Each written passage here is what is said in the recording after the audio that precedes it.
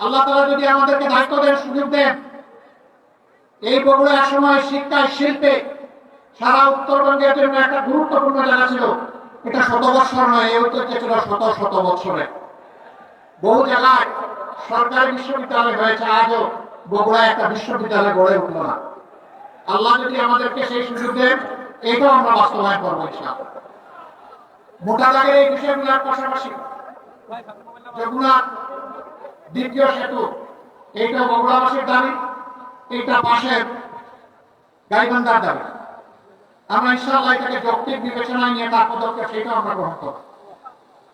এটা কোনো দয়ার দান নয়।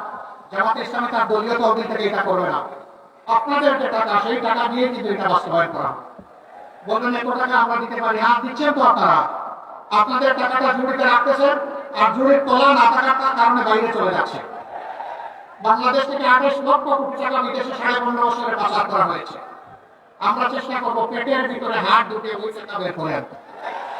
এটা জনগণের টাকা, জনগণের জন্য উন্নয়ন খাতে এটা এসে যুক্ত হবে ইনশাআল্লাহ। 2 নম্বর, সুদের জল কেটে দেওয়া হবে, আর রাষ্ট্রের টাকা শুরু করতে দেওয়া হবে। তখন আল্লাহ তাআলা এই রাষ্ট্রের ট্রেজারিতে তহবিলে বরকত দিবেন ইনশাআল্লাহ। রাষ্ট্রের তহবিল থেকে তখন সকল অংশ ইনসাফের ভিত্তিতে তাদের পাওনা পাবে ইনশাআল্লাহ তাআলা।